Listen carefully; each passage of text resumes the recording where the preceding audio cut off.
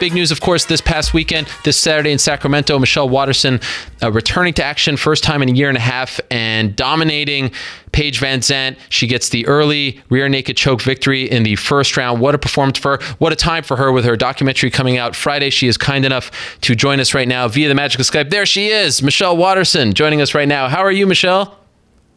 I'm wonderful. How are you? I'm doing great. It's so great to have you on. Congratulations. To do that to someone like Paige on the biggest platform possible in this sport. There's no bigger platform than Fox. 24 hours after this big documentary of yours comes out. I mean, does this kind of feel like a dream now for all of this to happen to you after the long layoff? It is pretty crazy. So I just tried to not think about it too much because I knew that if I did, it would distract me from what I needed to get done. So, like, I feel, you know, as well as anyone, this sport, it's a very what have you done for me lately sport. And to be away for a year and a half, you're kind of forgotten, right? I mean, so much happens. Were you feeling that way, that you were just sort of like people just kind of forgot who you were going into this fight? Yeah, a little bit. I've been fighting for so long, and to be out for a year and a half was killing me, watching all my teammates get in there and fight and continue to grow and evolve. And so I stayed in the shadows and I kept grinding and I just knew that it would pay off. I told a story at the beginning of this show about when I saw you at the gym in November of last year, and there's the famous Araya, the superstar that is Araya, just walking in the background, always getting some camera time. She's great at that. She's like a superstar. I mean, she's a celebrity now. Yeah. So I remember seeing you at the gym after Holly won against Ronda, and it felt like you were going through this range of emotions because you were so happy for your friend, but you had just found out that you were out of the Tisha Torres fight a month later, and you were kind of sad about the knee injury. Do you remember that moment? What was that? Because I just remember kind of the look on your face, like you were emotional for Holly, happy emotions, but also sad emotions as well. And I was thinking about the hand injury and all this stuff. I mean, that all has to make this feel that much better, right? It does. It's crazy to think back that far and think about how much has happened since then. You're taking me back to a throwback, and I do remember thinking and being so proud of Holly and wanting to just get right back in the gym and train and be where she was and be able to, be under the lights and just do what I love to do.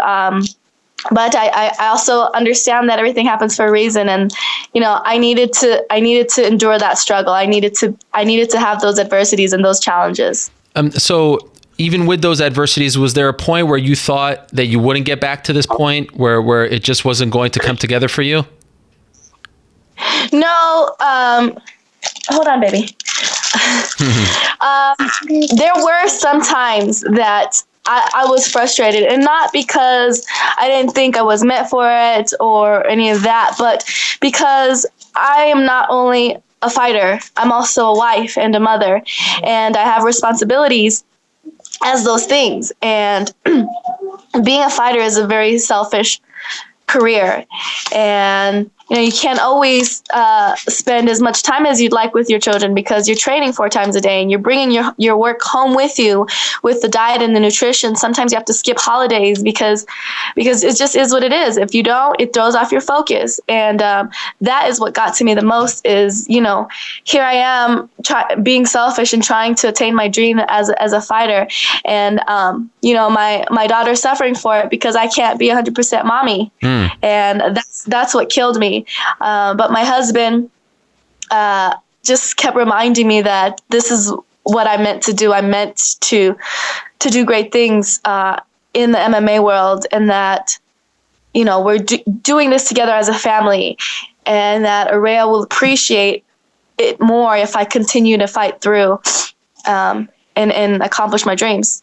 I thought it was interesting that you said that, you obviously want to beat Paige, but you want kind of what she has in a sense of the spotlight and, being a star out of the MMA world, because I feel like you tap into so many different markets, not only as a fighter, as a female fighter, as a mom, as a wife. I told the story again at the beginning of the show where I showed my wife your documentary, and she was all in. She has never said this to me. She does not watch MMA, and she had to leave on Saturday. She said, please tape Michelle's fight for me. She wanted to watch it because she saw your story and now she was immediately connected to it as a mother herself, as a female. And I feel like there's so much there that the UFC can now do with you.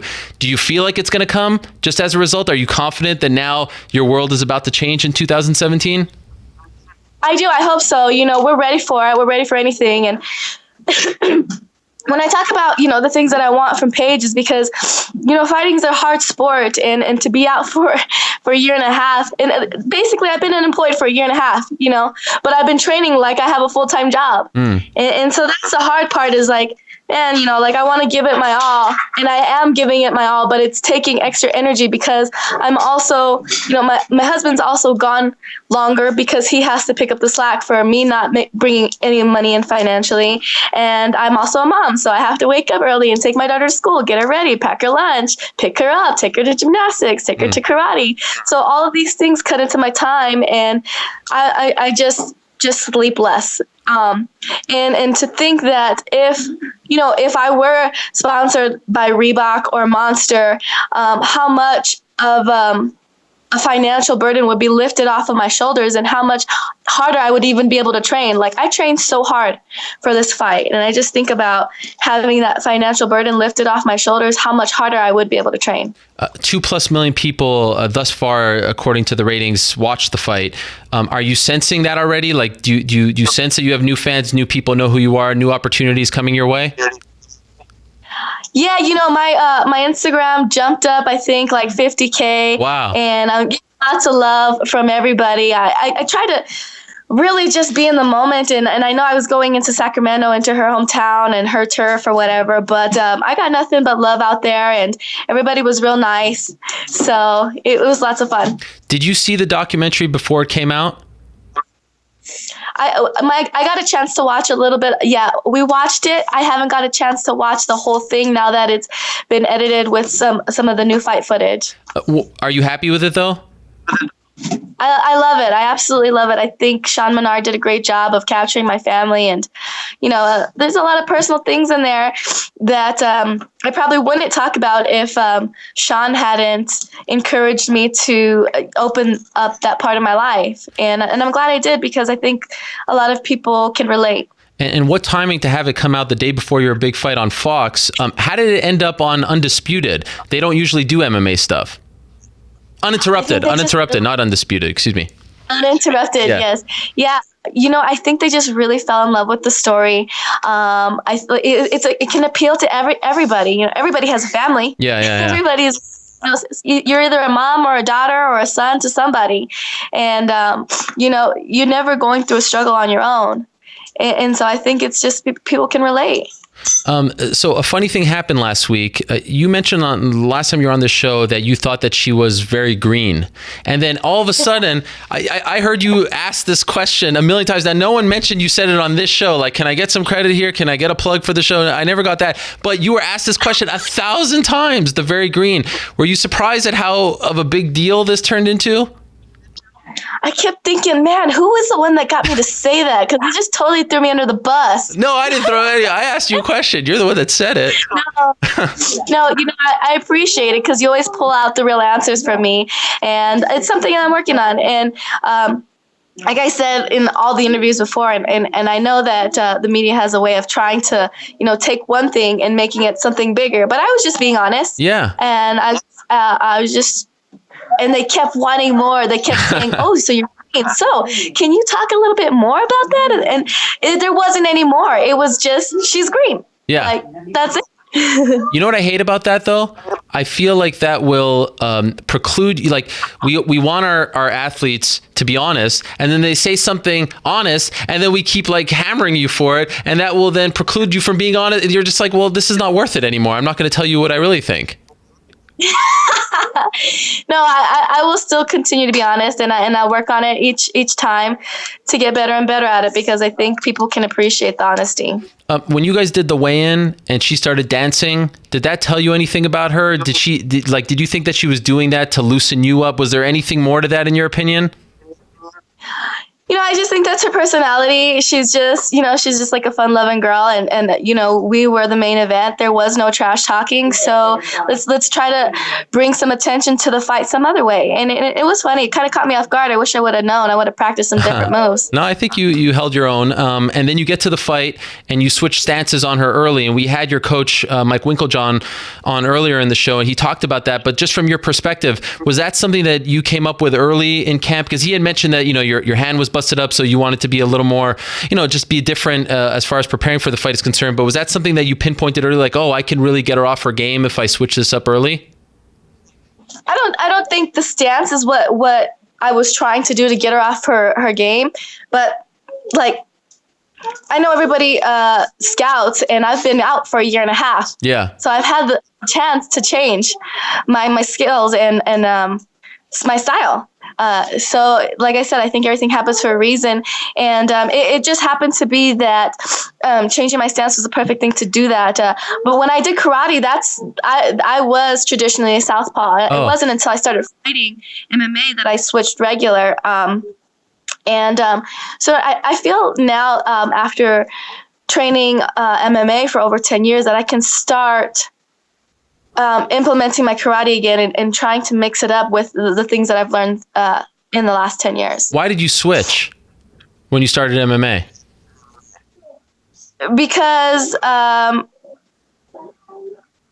I don't know, because I think it's just one of those things.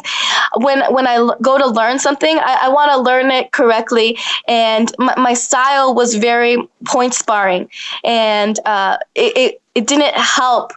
I had to break my habit of point sparring. And one of the ways to do that was to just completely change my stance and to learn, kickboxing or boxing from just a fresh slate. Okay.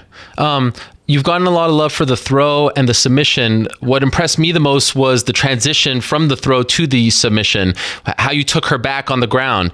Is that something you worked on a lot? It was just flawless, seamless the way you did it. Yeah, Professor Barata and we just put hours and hours in on drilling. I mean, there was no talking. We weren't talking, we weren't laughing, we weren't chatting it up, we were just drilling. And it really paid off. And the reason why we drilled so much is because we knew that Paige was good at scrambling out of things. And when Paige scrambles out of things, she gets momentum and she gets feel. And that gives her more momentum to continue the fight. And I didn't want to give her any of that. I didn't want to give her any momentum. So, you know how the internet is. Some people have said that she didn't actually go out, that, she just kind of went to sleep on her own, but she wasn't actually unconscious. Did you feel her body go limp when John McCarthy pulled you off? I could hear her kind of struggling to breathe. Okay. And I just remember just trying to tell myself to relax into the position and hold. And then John pulled my arm off, and that's all I remember. Did your daughter really say to you that you'd be her favorite fighter if you won? That's a lot of pressure. Yeah. Jeez. She did. But because we watched the fights together. She goes to all the fights. We go out to dinner and we all watch the fights together. And the week before, my teammate Lando landed that awesome head kick and won his fight. He's my favorite fighter. And I was like, what? She's like, cuz he won. He's cool. And I was like, oh. And she's like, Mom, you'll be my favorite fighter if you win. Oh, man. So I kept that in the back of my head. Yeah. What more motivation do you need? Did you see her as you walked out? I noticed that your husband kissed her like she was cage side with your mom. Did you see her as well? I did. What is that like for a mom to see your kid right before stepping into a cage and fighting another human being? What does that do to you? I thought it might throw me off a little bit, but it really didn't. What it actually did was kind of put things into perspective for me. It's just another day. My daughter's going to be here after the fight's over. She comes with me to the gym when I'm training. I'll be in the gym mid-round, and she's in on the cage side. Mom, I need to go potty. So I'm getting punched in the face, and I'm all, hold on. Yeah. And then go back to sparring.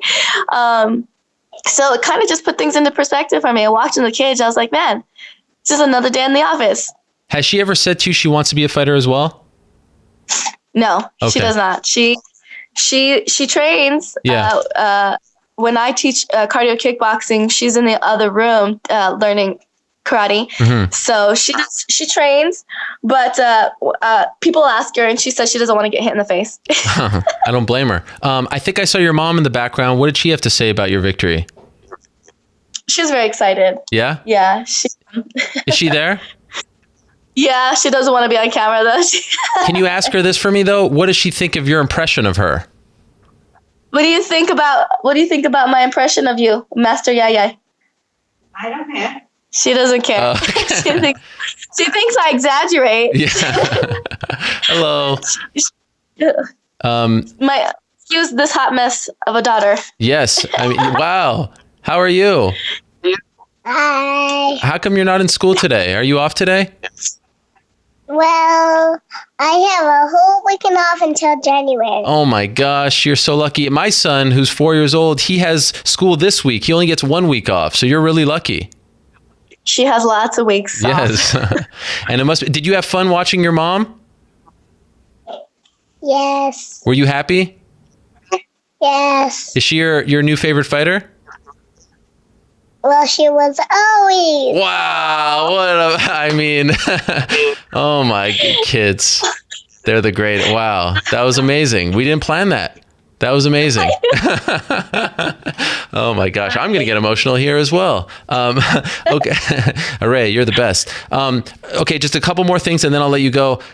Where do you put yourself now in this division? Because now you see people saying, "Oh, give her a title fight, give her a number one contender fight." Tisha Torres is trying to ask for you. Jessica Andrade is trying to fight you in 13 days.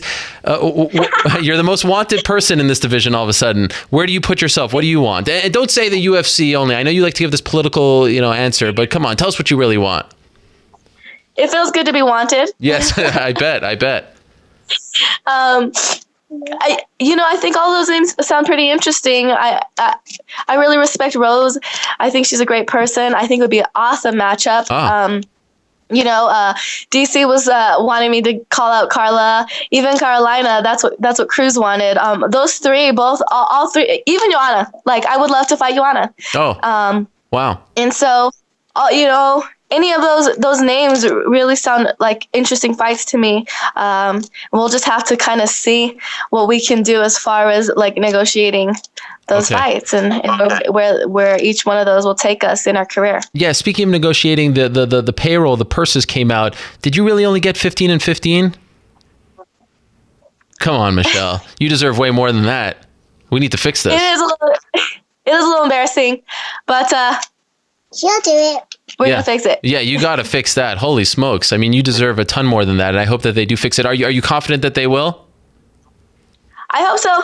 Okay. I hope they know what they have in me, because I'm not going out there just to cruise. Yeah. Like I'm here for the UFC, to represent the UFC in the best light that I can, and hopefully they see the value in that, And I hope you don't think that I was trying to embarrass you. I feel like we should talk about this only because you deserve a hell of a lot more than that. So just for the record, I am on board with that idea. And how soon do you want to return? I do like to have at least 8 to 10 weeks for camp. Okay. And so, I want to enjoy the holidays, and then whatever they can put me in. Okay. And last question, and this was something, one thing that came up while watching the documentary. You had mentioned that it was your brother that got you into karate, right? Mm-hmm. And there's no mention of your brother throughout the documentary towards the end. Like we don't see him. Where is your brother? Mm-hmm. Well, my brother was in the military, and He lives in Thailand. No, he doesn't. Oh. He lives in Colorado. My brother lives in Colorado. Okay. And he actually just got engaged, and I wasn't able to see that, and so that's why I gave him a little shout out. Was it Max? Is it Max? Yeah.